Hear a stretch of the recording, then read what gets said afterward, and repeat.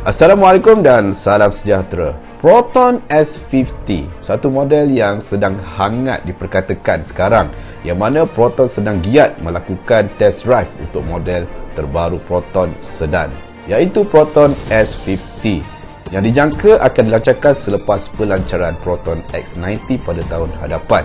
Tapi sebelum tu, bagi korang yang masih lagi belum subscribe ataupun baru terjumpa je channel ni kan, janganlah lupa tekan button subscribe dan tekan button loceng.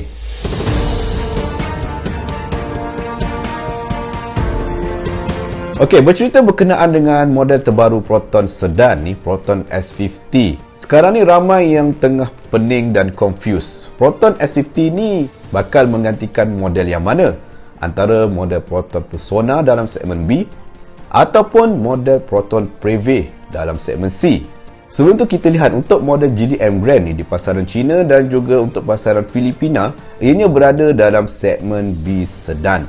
Di mana untuk pasaran Filipina, model Geely M Grand ni dia bersaing dengan model seperti Toyota Vios dan juga Honda City. So secara teknikalnya untuk Geely M Grand ni sememangnya dibina sebagai sebuah kereta segmen B sedan.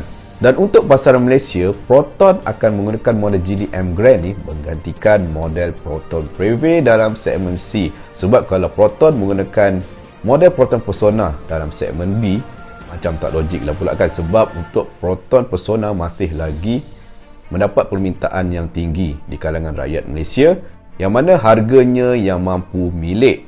Manakala untuk Proton Preve dah lama diberhentikan penjualannya. So kat sini agak logik lah untuk Proton menggantikan Proton Preve ni kepada Proton S50 yang akan bersaing dengan model segmen C yang lain seperti Honda Civic dan juga Toyota Corolla Altis. Okey, kita lihat size dimension untuk Proton S50 ni jika nak dibandingkan dengan segmen C seperti Honda Civic.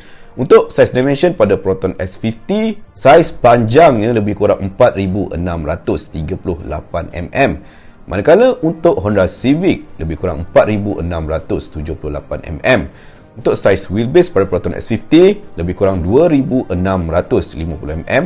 Manakala untuk Honda Civic 2,735 mm.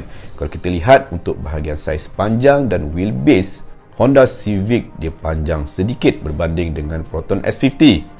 Untuk saiz lebar pada Proton S50 kita lihat lebih lebar sedikit berbanding dengan Honda Civic, iaitu 1,820 mm. Manakala untuk Honda Civic 1,802 mm. Dan untuk tinggi Honda Civic lebih rendah, iaitu 1,415 mm. Manakala untuk Proton S50 1,460 mm. Kalau nak bandingkan dengan Honda City pula memang jauh beza lah.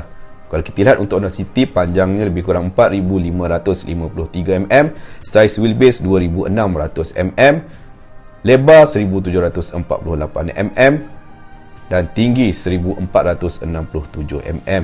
Kat sini kita lihat untuk size dimension Proton S50 ni lebih besar lah berbanding dengan Honda City. Manakala perbezaan antara Honda Civic pula, kita lihat size dimension pada Honda Civic ni lebih besar sikit lah berbanding dengan Proton S50. Tapi masih logik lagi untuk Proton meletakkan model S50 ni dalam segmen C. Seterusnya kita lihat pada bahagian reka bentuk untuk Proton S50. Secara umumnya Proton S50 ni diambil daripada model Geely M Grand seperti yang saya sebutkan tadi. Yang mana untuk Proton S50 ni akan menggunakan platform yang sama pada Geely M Grand, yang mana menggunakan platform terbaru daripada Geely iaitu BMA, B Segment Modular Architecture, yang dibina oleh pihak Geely sendiri dengan kerjasama Volvo. So untuk platform yang terbaru daripada Geely ni, dia lebih tegap, lebih stable, lebih kuat dan lebih kukuh.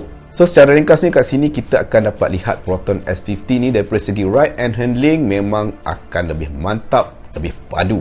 Untuk reka bentuk Proton S50 ni kita akan dapat lihat perbezaan yang sangat minimal lah, seperti yang kita lihat pada model Proton sebelum ni seperti Proton X70 dan juga Proton X50, yang mana Proton hanya menukar pada bahagian grill saja, menggantikan reka bentuk grill dengan desain Infinite Wave dan bow design dengan kemasan warna merah. Untuk bahagian headlamp kita akan dapat lihat reka bentuk yang sama seperti Geely M Grand, yang mana akan hadir dengan lampu jenis LED dengan fungsi auto headlamp dan adaptive high beam. Dan perubahan lain yang kita akan dapat lihat untuk Proton S50 ni, Proton mungkin akan menggantikan reka bentuk rim yang berlainan daripada model Geely M Grand. Yang bagi saya untuk reka bentuk rim pada Geely M Grand ni agak bosan sikit lah dia punya reka bentuk. Yang mana untuk saiz rimnya berukuran 17 inci dan kita harap Proton akan menggunakan desain rim yang lebih sporty untuk model Proton S50. Manakala untuk bahagian belakang kemungkinan perubahan yang sangat minima je lah, yang mana Proton akan menggantikan huruf Proton je lah dekat bahagian belakang. Yang mana untuk Proton S50 ni hadir dengan lampu jenis LED untuk bahagian tail light, yang mana lampu LED nya berbentuk light strip yang nampak moden dan sporty. So secara keseluruhannya untuk reka bentuk eksterior pada Proton S50 ni, ianya mempunyai nisbah proportion sebagai sebuah kereta sedan. Tapi cumanya bagi saya reka bentuk pada Proton S50 ni lebih ke arah desain yang selamat. Tapi tak tahulah kalau Proton dibuat magic yang mana dapat mencantikkan lagi Proton S50 ni. Seterusnya kita beralih pada bahagian interior. Untuk reka bentuk kabin pada Proton S50 lebih minimalis dan masih lagi kelihatan premium seperti reka bentuk kabin yang kita lihat pada Proton X50. Yang mana Proton S50 akan hadir juga dengan dual tone warna pada bahagian kabin. Cumanya kalau Proton menggunakan skim color pada Geely M Grand iaitu color biru dan putih, mungkin ramai yang tak setuju sebab color putih ni sangatlah senang nak kotor. So kita haraplah Proton akan menggantikan color putih ni kepada warna yang lebih gelap. Senang cerita, letaklah color merah dan hitam yang sama terdapat pada Proton S50, baru nampak lebih sporty. Selain itu juga untuk Proton S50 akan hadir dengan 8 inci infotainment display yang mana akan hadir dengan voice command iaitu Hi Proton. Dan kita tidak akan dapat lihatlah kehadiran Apple CarPlay mahupun Android Auto untuk model Proton S50 ni. Selain itu juga untuk Proton S50 akan hadir dengan 12.3 inci fully digital meter cluster. Terdapat juga penggunaan electric parking brake dan juga terdapat sunroof. Untuk bahagian seat pada Proton S50 akan menggunakan material leather yang mana akan hadir dengan 6-way power driver seat. Dan kalau kita lihat untuk kesemua features yang terdapat pada Proton S50 ni, memang logik lah Proton meletakkan Proton S50 ni dalam kategori segmen C sedan dan juga mampu bersaing dengan Honda Civic. Manakala untuk ruang kargo pada Proton S50 agak besar juga dalam kelasnya iaitu berukuran 500 liter untuk saiz ruang kargo. Seterusnya kita lihat pada bahagian enjin. Kalau kita lihat untuk model Geely M Grand di Filipina yang mana model ni menggunakan enjin 1.5 liter NA, tak menggunakan turbo, yang mana menghasilkan power output lebih kurang 102 PS dan juga 147 Nm torque. Kenapa Geely M Grand ni menggunakan enjin 1.5 liter NA pula? Kenapa tak menggunakan turbo? Kita lihat semula untuk Geely M Grand ni dibina sememangnya untuk sebuah kereta segmen B sedan yang bersaing dengan Toyota Vios dan juga Honda City. Yang mana untuk kedua-dua model seperti Vios dan Honda City masing-masing menggunakan kapasiti enjin yang sama iaitu 1.5 liter.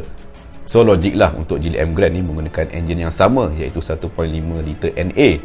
Tapi kemungkinan besar untuk model Proton S50, Proton tidak akan menggunakan enjin 1.5 liter NA ni. Yang mana Proton akan menggunakan enjin yang sama terdapat pada Proton X50 iaitu 1.5 liter turbo.